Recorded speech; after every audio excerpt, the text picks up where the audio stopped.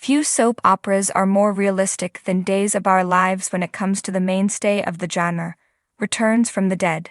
But occasionally, an actor returns to portray a completely different role since a character has faded so much. This is the case with Blake Barris's relatively new character, Everett, who already has some unexpected connections to Salem. You know, Everett divorced Jada because he was too preoccupied with his career and ghosted Stephanie because, well, he was in a coma. He is obviously being portrayed as a kind man who was unable to resolve his differences, and he is the furthest thing from Barris's former Salemite, Nick Fallon. That also makes sense. Barris had to return in a different guise if he was going to return.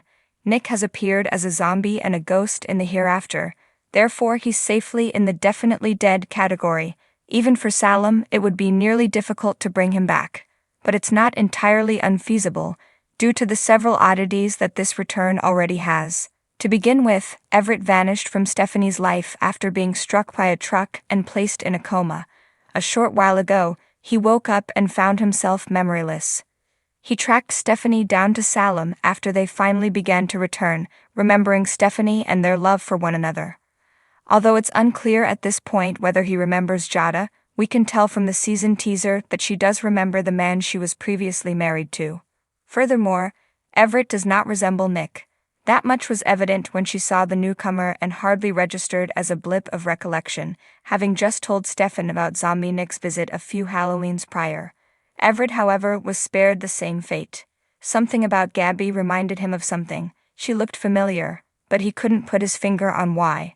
There is a notion as to why, but it's nearly so completely absurd that, should the show manage to pull it off, it may be really good. What if Nick's soul took up residence in Everett's body and caused him to awaken from his coma? All right, stick with us. This kind of stuff would not be unprecedented on Days of Our Lives. Before Bo's spirit was returned to his body and he was pulled out of suspended animation, it spent years in heaven.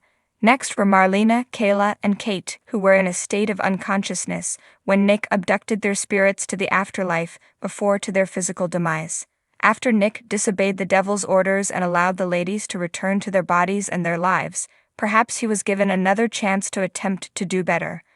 Unlike Bo, Marlena, and the others, his body had long since vanished, therefore he required a replacement. Like Everett's, it was empty but being kept alive. As a result, he was sent back and, unlike the others, forgot all that had happened in life as well as everything that had happened in the hereafter. That remains Everett's body. First to come back are his memories and his mind. But what if Nick managed to reclaim some of his own, which he gradually begins to restore over time? He might ultimately become both Nick and Everett, strengthening the bonds between the two characters and providing the former a second shot at atonement.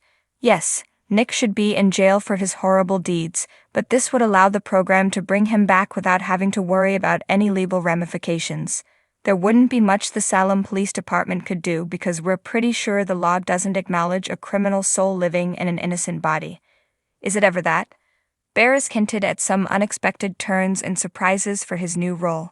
He also hinted at collaborating with Julie, played by Susan Seaforth Hayes. Jake used her love and faith in Nick to persuade him to abandon his game of souls because she was the only person who shared his belief in him.